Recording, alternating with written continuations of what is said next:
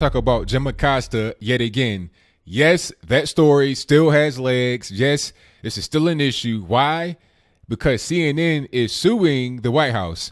Like I said before, I said it on a live video. I said it during my video previously, the one I did about Jim Acosta.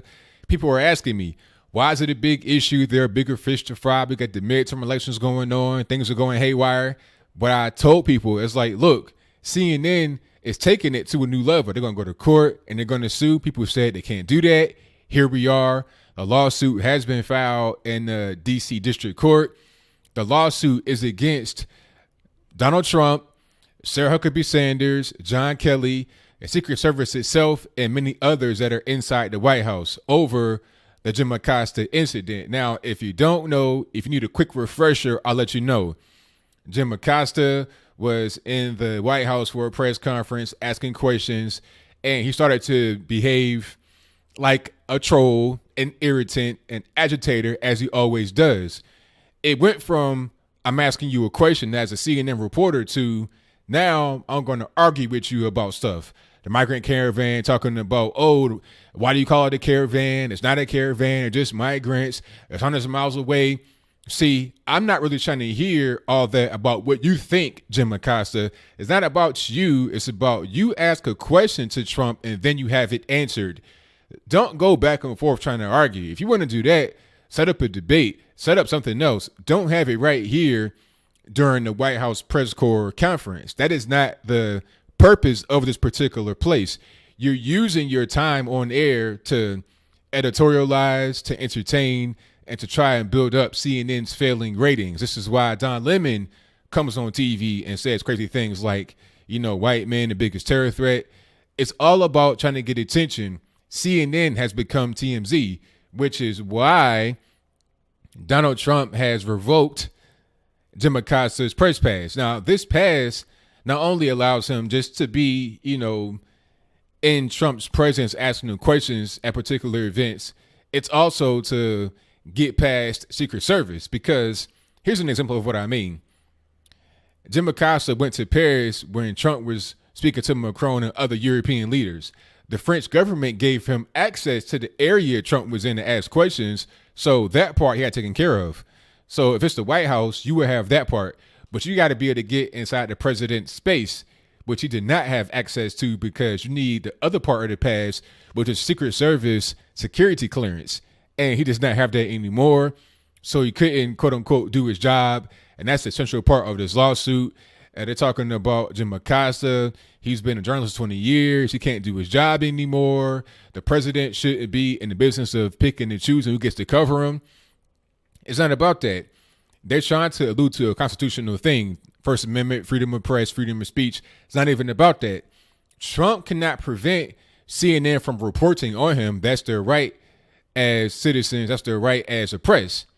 However, he can prevent somebody from coming into his personal space and being an invasive presence, an irritant, a troll, and a nuisance. He can most certainly say, I don't want you here for that. So this lawsuit really has no leg to stand on.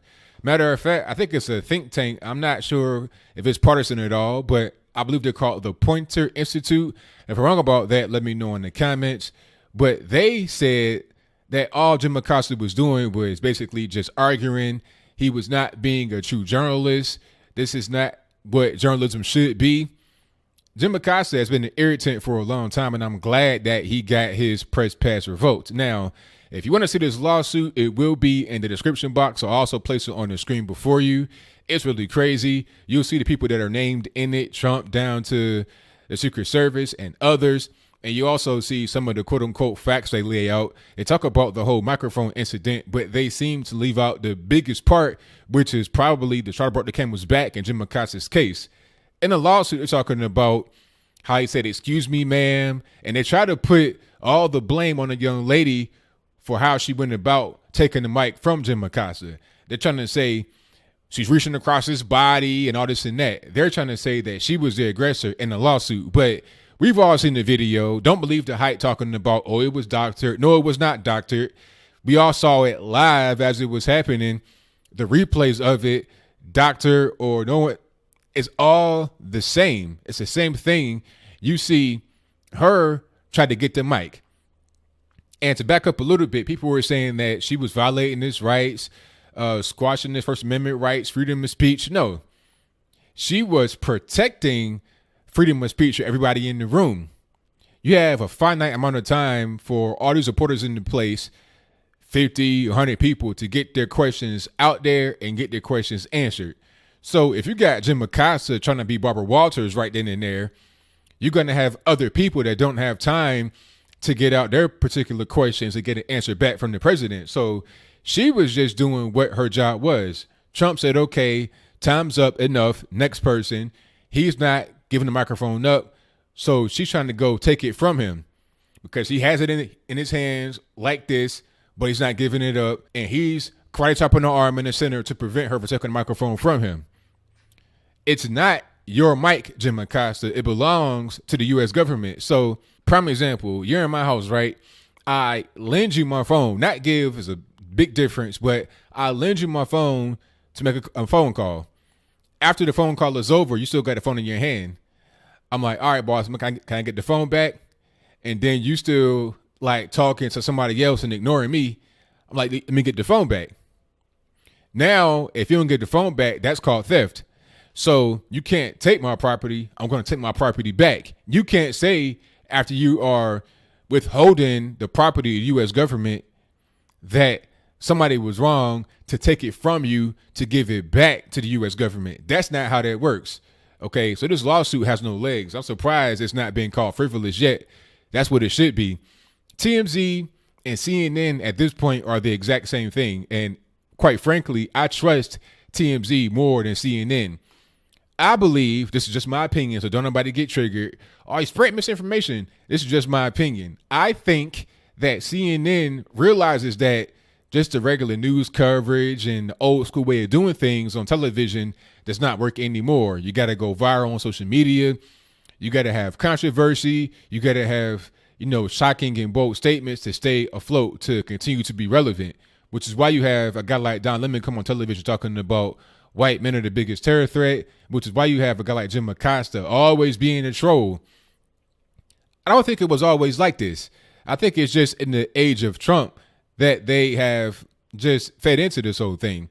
A lot of their viewers hate Trump. They hate conservatives. So they're going to do everything they can to agitate conservatives and agitate Trump just to try and prove to their particular crowd how, quote unquote, bad we are. But all they're really doing is making themselves look ridiculous, because the people that actually watch news for real and know what's going on both sides of the aisle, they're starting to look at this whole thing as nothing more than a sideshow, which is what it is. So, yes, there is a lawsuit out there. I think the goal is to get Jim Acosta's press pass reinstated, but I doubt it's going to happen. You're not entitled to that by the Constitution.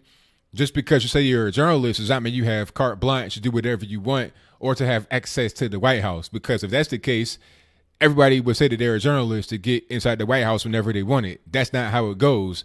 The press pass and the hard pass to get past Secret Service should be a privilege and not something that is seen as a right. You don't have the right to just do whatever you want to do.